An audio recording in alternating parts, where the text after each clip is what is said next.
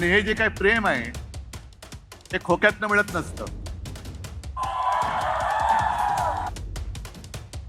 आपल्याला इकडे जे तुम्ही सगळे शिवसैनिक आहात, एका पैशाची कुठेही अपेक्षा न करता कशाला वेळ प्रसंगी तुम्ही तुमचे पैसे खर्च करून रक्त आटून ही शिवसेना वाढवली, जोपासली.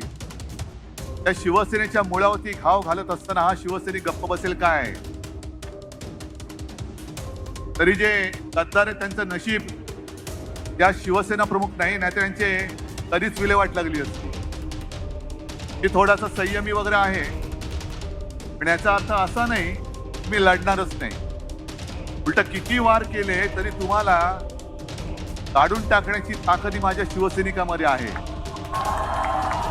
उद्धव बाळासाहेब ठाकरे गटाचे आमदार रवींद्र वायकर यांनी अखेर रविवार दिनांक 11 मार्च रोजी शिंदे गटात जाहीर पक्ष प्रवेश केला. मुख्यमंत्र्यांच्या वर्षा निवासस्थानी हा कार्यक्रम पार पडला. यावेळी आपण विकास कामांसाठी शिंदे गटात आल्याचा दावा रवींद्र वायकर यांनी केला. याच पार्श्वभूमीवर दुसरीकडे गोरेगाव मध्ये झालेल्या एका सभेमध्ये उद्धव ठाकरेंनी केलेल्या वक्तव्यांची सध्या चर्चा सुरू आहे. उद्धव ठाकरेंनी गोरेगाव मधील ठाकरे गटाच्या शाखेला भेट दिली. यावेळी तिथे झालेल्या सभेत ते बोलत होते. त्यांनी शिंदे गटाबरोबरच भारतीय जनता पक्षावरही हल्लाबोल केलाय. शिवसैनिकांचे प्रेम खोक्यातून मिळत नसते. शिवसेनेच्या मुळावर कुणी घाव घालत असताना हा शिवसैनिक गप्प बसेल का? गद्दारांचे नशीब आहे की आज शिवसेना प्रमुख नाहीये, नाहीतर यांची कधीच वाट लागली असती. मी थोडा संयमी आहे, पण याचा अर्थ असा नाही की मी लढणारच नाही. पण तुम्हाला काढून टाकण्याची ताकद या शिवसैनिकांमध्ये आहे. ज्याला कोणाला वाटत असेल इकडचा खड्डा तिकडे केला तर परिणाम होईल, मात्र काल जी गर्दी होती ती आजही आहे.